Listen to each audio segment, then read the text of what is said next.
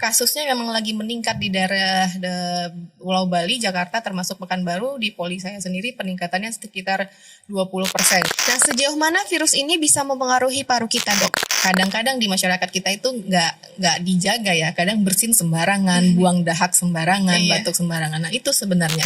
Sekarang kan kadang tiba-tiba bisa panas, tiba-tiba bisa hujan. Ada perubahan musim nih sekarang. Apakah kondisi ini memperburuk kondisi batuk pilek influenza tadi? Bagaimana nih cara kita menjaga paru agar tetap sehat di musim flu?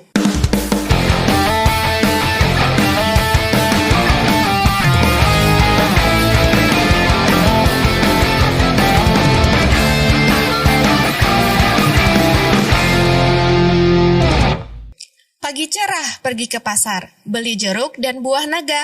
Flu datang bisa mengganggu sadar, yuk jaga paru biar sehat selamanya.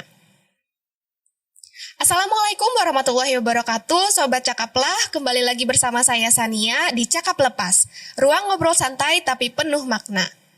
Nah, dalam rangka memperingati Hari Kesehatan Nasional 2025 di tanggal 12 November ini, mari kita sama-sama belajar dan sadar bahwa menjaga kesehatan sangat penting, terutama di kala maraknya kasus-kasus yang disebabkan oleh virus. Salah satunya yaitu virus influenza. Nah, kali ini sudah hadir bersama kita Dr. Salma Septiani, SPP, dokter spesialis paru dari Aulia Hospital. Halo dokter, apa kabarnya hari ini? Halo, Assalamualaikum. Alhamdulillah baik kabarnya. Baik ya dok ya, oke. Nah kebetulan nih dok, kebetulan minggu kemarin itu saya lumayan gak enak badan. Oke. Ada demam, terus sempat flu juga. Abis itu coba cari-cari di internet. Kira-kira kenapa ya kok bisa flu gitu. Nah terus saya ketemu nih, ada namanya influenza. Sebenarnya influenza itu apa sih dok? Oke, jadi influenza ini adalah infeksi saluran pernafasan, baik itu saluran pernafasan bagian atas maupun bagian bawah, yang seringnya disebabkan oleh virus. Virusnya bisa ada tipe A, B, dan C. Jadi penyebab virus ini menyebabkan beberapa gejalanya kadang-kadang batuk, pilek, demam tinggi, tiba-tiba mendadak gitu. Jadi serangan infeksi saluran pernafasan ini dia sifatnya akut. Jadi terjadi secara waktu yang cepat. Jadi terkadang batuk pilek, nyeri-nyeri sendi, kemudian demam tinggi, kemudian kelelahan. Nah, itu yang disebabkan oleh virus tipe A, B, dan C yang memang kasusnya memang lagi meningkat di daerah Pulau Bali, Jakarta, termasuk Pekanbaru. Di Poli saya sendiri peningkatannya sekitar 20% kurang lebih dari bulan-bulan sebelumnya dibandingkan dimulai dari bulan Oktober, seperti itu. Oke, berarti memang lagi banyak kasusnya Memang nih ya dok lagi ya. naik kasusnya. Oke, berarti influenza itu tuh ya batuk pilek gitu sebenarnya ya, begitu? Ya, influenza itu kan infeksi saluran pernafasan yang disebabkan oleh virus tadi. Gejalanya banyak sih. Pada beberapa orang biasanya memang seringnya batuk kering, demam akut yang tiba-tiba, kemudian ada terkadang pilek atau hidung tersumbat, batuk, kemudian nyeri-nyeri sendi. Nah, paling seringnya adalah batuk pilek gitu. Dan demam disertai dengan demam gitu. Oke, berarti kan dia mempengaruhi saluran pernapasan nih. Nah, sejauh mana virus ini bisa mempengaruhi paru kita, dok? Ya, jadi sebenarnya namanya virus ini adalah sifatnya self-limiting disease ya. Jadi dia memiliki waktu untuk mati sendiri itu ada. Jadi umurnya itu sudah ada. Jadi berkisar antara 7 sampai 14 hari dia biasanya rilis sendiri, tidak tanpa pengobatan dengan daya tahan tubuh itu biasanya bisa cepat hilang virusnya. Tapi kalau lebih dari 2 minggu itu seringnya terjadi komplikasi atau penyakit yang disertai dengan komorbid, seperti ada pasien dengan komorbid penyakit paru kronis atau dengan diabetes, itu akan menyebabkan komplikasi yang agak lebih berat dibandingkan tanpa pasien dengan komorbid. Jadi sejauh ini memang kesembuhan kita nggak perlu panik, dia seminggu atau sampai 12 hari itu biasanya sudah tidak ada menimbulkan gejala. Nah, kalau yang berat itu biasanya apabila lebih dari 2 minggu dan terjadi pada pasien-pasien resiko tinggi, yaitu tadi lansia, anak-anak, kemudian pasien dengan komorbid seperti diabetes atau penyakit paru seperti PPOK dan penyakit jantung. Nah, itu yang akan membuat gejala lebih berat dibandingkan dengan pasien tanpa komorbid. seperti itu. Oke, nah tadi kan berarti ada kelompok resikonya tertentu. Nah, bagaimana dengan gejalanya, Dok? Biasanya apa yang harus kita waspadai? Apakah di antara kelompok resiko tadi itu gejalanya agak berbeda? Gejala secara umum idealnya sama. Dia diawali dengan yang tadi demam akut, demam tinggi, batuk pilek, badan lemah, letih, lesu, kemudian mialgia atau nyeri-nyeri sendi, kemudian hidung tersumbat. Itu sama semuanya di awal-awal gejalanya.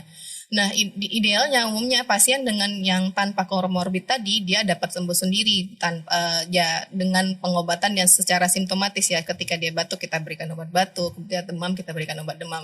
Karena dia sifatnya self limiting disease saya bilang tadi. Nah, dia akan memperberat keadaan pada pasien-pasien dengan komplikasi seperti ada penyakit komorbid tadi dengan diabetes, penyakit paru kronis, jantung, dan resiko tinggi pada tadi lansia, anak-anak, kemudian pasien dengan HIV. Jadi dengan daya tahan tubuhnya yang berkurang, virus akan mudah masuk dengan infeksi sekundernya. Jadi bisa dikombinasi dengan infeksi sekunder seperti dengan bakteri yang lain gitu. Jadi sudah dapat infeksi virusnya, dapat infeksi sekunder dengan bakteri, dapat dimudahkan dari penyakit komorbidnya tadi gitu. Berarti kita maksudnya kalau ngalamin gejala batuk pilek, nyeri gitu nggak perlu langsung takut gitu ya, Dok ya, karena kan dia bisa sembuh juga dengan pengobatan. Gitu. Nah, misalnya kan nih kalau misalnya kita merasakan gejala, terus kita datang ke fasilitas pelayanan kesehatan, kita ketemu dokter, apa yang biasanya dokter lihat pertama kali gitu atau diperhatikan gitu gejalanya?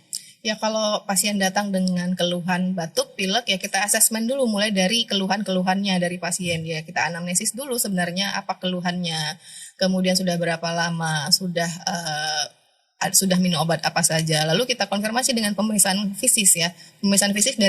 Pemeriksaan dari toraksnya atau jantung dan parunya kita periksa. Nah kemudian baru kita kalau memungkinkan, kalau di Vaskes kan tidak mungkin untuk melakukan pemeriksaan lanjutan seperti radiologis untuk foto toraks atau foto ronsen seperti itu. Nah, kalau sudah sampai di rumah sakit, kita akan melakukan pemeriksaan foto toraks bahkan atau bisa sampai ke pemeriksaan dahak atau sputum. Nah, nanti kita aseslah dari hasil yang kita dapatkan dari pemeriksaan pasien ini, apa kita tentukan derajatnya, baik itu kalau ringan ya kita bisa berikan rawat jalan. Tapi kalau pasien dengan derajat keparahan yang sedang berat, kemudian dengan kelompok-kelompok resiko tinggi, itu kita sarankan rawat inap. Tapi bergantung kepada keluhan pasien dan pemeriksaan yang kita temukan pada pasien seperti itu. Oke, berarti ada derajat-derajatnya juga ya, Dok ya? Ada ringan sampai berat juga. Ya. Nah, kalau misalkan mungkin itu sudah berat, nah apakah itu tetap bisa terjadi pada maksudnya orang-orang sehat yang tanpa komorbid tadi, dan sejauh mana dia bisa menyebabkan komplikasi? Ya, kalau resiko tinggi itu ya tadi saya bilang dengan pasien lansia, anak-anak, pasien dengan komorbid, dengan penyakit penyerta sebelumnya, itu yang paling sering menyebabkan bisa terjadinya keadaan yang perburuk ya, seperti sampai bisa terjadi gagal napas atau hypoksia namanya untuk pasien-pasien ini. Tapi itu jarang terjadi kalau hanya dengan infeksi virus tanpa komorbid. Dan seringnya dengan pasien-pasien dengan komorbid dan dengan secondary infection, seperti ada kombinasi antara infeksi virus dan juga ada infeksi bakterinya seperti itu. Oke, ada kombinasi juga gitu. Dan salah satunya juga influenza ini juga ya infeksi saluran bernafas atas itu kan juga nggak hanya virus ya, ada virus, bakteri, bahkan ada jamur seperti itu. Oh, gitu. Ada virus, bakteri sama jamur Nah, juga. tapi influenza memang namanya flu biasa ya kata orang ya, tapi ya dia tipe-tipenya ada tipe A, B, dan C yang paling sering gitu. Oke, itu virusnya virus flu A, B, dan C gitu biasanya, Dok ya. Oke. Nah, misalkan nih kita bergejala terus sudah datang ke dokter, dapat obatnya sudah selesai dikonsumsi, tapi gejalanya masih ada, kayak misalkan batuk atau pilek gitu. Kira-kira itu masih normal atau kita harus kembali lagi periksakan, Dok? Sebaiknya kita memeriksakan ya, karena memang kalau memang hanya virus biasa yang tadi saya bilang, biasanya kalau dalam jarak 14 hari insya Allah dia self-limiting disease. Nah, jika lebih dari 14 hari kita ada takut kemungkinan yang lain, perburukan yang lain seperti ada gejala pneumonia bakterinya atau ya pneumonia bakteri yang paling sering untuk ininya. Dan terjadi pada pasien-pasien dengan komorbid dan resiko tinggi. Pada pasien-pasien resiko tinggi dan komorbid ini kemungkinan infeksi sekundernya sangat memungkinkan, dan itulah yang menyebabkan jadinya gejala jadi semakin memberat seperti itu. Oke. Nah, Dok, sekarang kan kadang tiba-tiba bisa panas, tiba-tiba bisa hujan. Ada perubahan musim nih sekarang. Apakah kondisi ini memperburuk kondisi batuk pilek influenza tadi? Jadi pada cuaca ekstrim ini memang terjadi peningkatan untuk kasus influenza. Kenapa? Karena pada peningkatan cuaca ekstrim ini terjadi pasti ada perubahan atmosfer, kemudian kelembapan atau humiditas udara, dan itu akan berpengaruh kepada sistem saluran pernafasan kita untuk pembersihannya. Dan untuk fungsi pembersihan ini akan meningkatkan kebutuhan metabolik yang meningkat. Dan kebutuhan metabolik yang meningkat ini akan mempengaruhi pada pasien-pasien dengan yang resiko tinggi tadi. Jadi mudah rentan untuk terjadinya infeksi saluran pernafasan, baik itu virus ataupun bakteri maupun jamur. Jadi nggak hanya virus aja sih. Jadi bakteri pun sangat memungkinkan untuk terjadinya infeksi yang rentan pada pasien-pasien terutama dengan kelompok resiko tinggi dan juga dengan komorbid. Makanya sering terjadi perubahan cuaca ekstrim sini, jadi di suhu pancaroba gini, jadi lebih terjadi sering influenza dan bakteri yang lainnya seperti itu. Pasti ada pengaruh dengan perubahan cuaca karena kelembaban udara dan kebutuhan metabolik kita juga akan berbeda dari cuaca yang biasa seperti itu. Nah, Sobat Cakap Lepas, berarti memang perubahan musim ini, perubahan cuaca ini dapat mempengaruhi kondisi influenza itu sendiri. Nah, kalau terkait vaksin dong, kira-kira penting nggak sih kita mendapatkan vaksin influenza? Kalau vaksin memang ada disarankan, memang cukup bermanfaat, terutama kita bisa vaksin 1 kali setahun. Nah, masalahnya adalah untuk virus influenza ini kan strainnya tiap tahun berbeda gitu, jadi tidak ada yang terlalu spesifik gitu, tapi tetap harus disarankan terutama pada pasien-pasien dengan komorbid yang tinggi tadi dan resiko tinggi tadi seperti itu. Idealnya setahun sekali cukup disarankan. Oh, setahun sekali berarti. Ya. Nah, Sobat Cakap Lepas, berarti kita idealnya 1 tahun sekali untuk mendapatkan vaksin influenza. Nah, di luar dari vaksin itu sendiri dok, nah bagaimana nih cara kita menjaga paru agar tetap sehat di musim flu? Kalau untuk menjaga paru prinsipnya sama dengan penyakit yang lain ya. Jadi tentunya pola hidup bersih dan sehat, kemudian menghindari rokok, rutin olahraga. Terutama ini kan penularannya kalau influenza ini dengan droplet ya. Ketika kita bersin atau batuk, kemudian sisa-sisa sekretnya itu terhirup orang lain atau percikannya terkena orang lain, terhirup orang lain, itu akan memudahkan terjadinya infeksi. Nah, jagalah pola batuk dan etika batuk dan bersin yang kadang-kadang di masyarakat kita itu nggak dijaga ya. Kadang bersin sembarangan, buang dahak sembarangan, batuk sembarangan. Nah, itu sebenarnya. Jadi influenza ini ya penyakit yang virus self-limiting disease tadi saya bilang. Jadi penularannya hanya ketika bersin dan droplet lah, apa-apa yang dikeluarkan dari saluran pernafasan paru seperti bersin, batuk dan buang dahak sembarangan seperti itu. Jadi yang penting pola hidup sehat, olahraga teratur, rokok dihindari, kemudian istirahat yang cukup, dan yang paling penting adalah etika batuk dan bersin. Etika batuk dan bersin, oke. Nah, ini kan terkait virus nih dok. Tadi juga dokter sudah sampaikan dia dapat menular melalui droplet. Gitu. Kita tahu mungkin yang paling kita ingat belakangan ini virus dulu COVID. Nah, itu kan penting untuk penggunaan masker. Nah, bagaimana dengan penggunaan masker untuk influenza ini dok? Ya.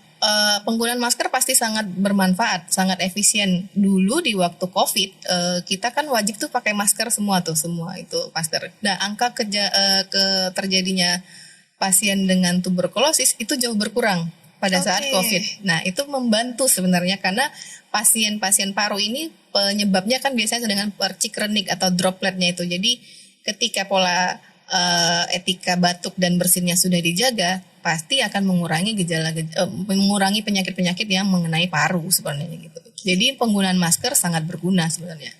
Oke, Sobat Cakap Lepas, penggunaan masker itu sangat berguna. Tapi dok, kalau maskernya ini ada jenisnya nggak sih yang harus kita pakai? Kadang kan ada yang duckbill tuh, ada yang biasa, yang kayak medis, atau yang N95 ya kalau nggak salah ya. Itu apakah kita harus memilih mana yang tepat juga, atau yang standar aja sebenarnya udah aman? Yang standar sebenarnya masker bedah masker medis biasa itu sudah cukup aman, asalkan jangan masker yang dari kain ya, itu dia tidak bisa menyaring atau pokoknya partikulat meternya tuh nggak tersaring, di tembus saja tuh seperti itu. Jadi kalau setidaknya dengan masker medis itu yang paling membantu. Nah, pada beberapa kondisi masker dengan N95 kita butuhkan pada pasien-pasien yang memang seperti pasien TB MDR gitu, seperti itu. Jadi kalau untuk secara umum dengan masker medis biasa kita sudah cukup membantu untuk mengurangi resiko terjadinya infeksi dari satu orang ke orang lain kayak gitu. Tapi yang paling penting adalah etika batuk dan bersihnya yang memang perlu harus dijaga sebenarnya. Oke, lagi-lagi jangan lupa Sobat Cakap Lepas, etika batuk harus diterapkan dengan benar. Nah, kalau terkait gejala-gejala tadi nih dok, mungkin kita balik sedikit. Mungkin ada yang udah mengalami beberapa hari, nah kapan sih kita harus mulai datang ke dokter gitu? Apakah 3 hari terus langsung periksa atau bisa tunggu seminggu gitu atau gimana dok? Ya, sebenarnya yang tadi saya bilang dia self-limiting disease ya. Jadi 5-7 hari biasanya sudah rilis itu virusnya. Namun kalau memang pada beberapa pasien yang memang masih memiliki gejala sampai yang berat saya bilang sampai ada kemungkinan gagal napas atau ada infeksi berat yang demam yang tidak kunjung reda seperti itu. Terutama pasien dengan resiko tinggi dan komorbid tadi, ya sebaiknya diperiksakan terutama ke dokter paru untuk lanjutan pemeriksaan seperti fototoraks, kemudian pemeriksaan sputum atau dahaknya, atau dengan pasien yang komorbid seperti diabetes mellitus atau dengan jantung kita bisa kolaborasi dengan sejawat medis yang lainnya gitu. Jadi untuk kalau pasien tidak sembuh nih dengan seminggu atau 5-7 hari ya disarankan untuk pemeriksaan lanjutan ke rumah sakit seperti itu. Oke, kalau begitu apa pesan yang bisa dokter sampaikan kepada masyarakat? Terkait untuk penyakit virus influenza ini atau secara umum penyakit paru sebenarnya simple ya. Jaga kesehatan dengan pola hidup sehat, kemudian olahraga yang cukup, kemudian jangan meremehkan batuk pilek yang jika tidak reda harus berkunjung ke dokter spesialis paru terdekat dan kemudian jaga pola etik batuk dan bersin. Sebenarnya itu aja. Nah, mumpung sekarang lagi momentum Hari Kesehatan Nasional nih dok, yang menjadi pengingat juga bagi kita semua. Menurut dokter, apa makna HKN tahun ini dari sudut pandang kesehatan paru gitu? Oke. Jadi Hari Kesehatan Nasional itu nggak hanya sekedar peringatan ya, bukan sekedar seremonial aja, tapi merupakan pengingat diri kita nih, supaya untuk menjaga kesehatan paru kita dimulai dari hal-hal kecil dulu, mulai dari diri kita, keluarga, lingkungan, dan masyarakat. Karena hidup yang sehat itu merupakan simbol kehidupan yang seimbang antara tubuh, pikiran, dan gaya hidup. Itu sebenarnya. Wah, luar biasa sekali nih obrolan kita dengan Dr. Salma pada hari ini. Di momen Hari Kesehatan Nasional 2025, semoga kita semua semakin sadar bahwa menjaga kesehatan paru ini merupakan bagian dari kita menjaga kehidupan. Karena napas yang sehat itu bukan hanya tentang oksigen, tetapi juga tentang semangat hidup dan meningkatkan produktivitas. Pesan pentingnya yang pertama yaitu jaga pola hidup, aktivitas fisik, terus hindari rokok, gunakan masker jika perlu, kemudian terapkan etika batuk dan bersin, dan yang terakhir segera periksakan kondisi kesehatan kepada fasilitas pelayanan kesehatan terdekat jika mengalami gejala. Karena paru yang sehat bikin hidup lebih panjang dan produktif. Terima kasih banyak Dr. Salma atas waktunya hari ini. Dan buat Sobat Cakaplah dimanapun kalian berada, jangan lupa like, share, dan subscribe agar lebih banyak orang lagi yang sadar pentingnya menjaga paru sebagai bagian dari menjaga kesehatan jangka panjang. Saya Sania pamit, sampai jumpa di episode berikutnya Cakap Lepas bersama Aulia Hospital. Selamat Hari Kesehatan Nasional.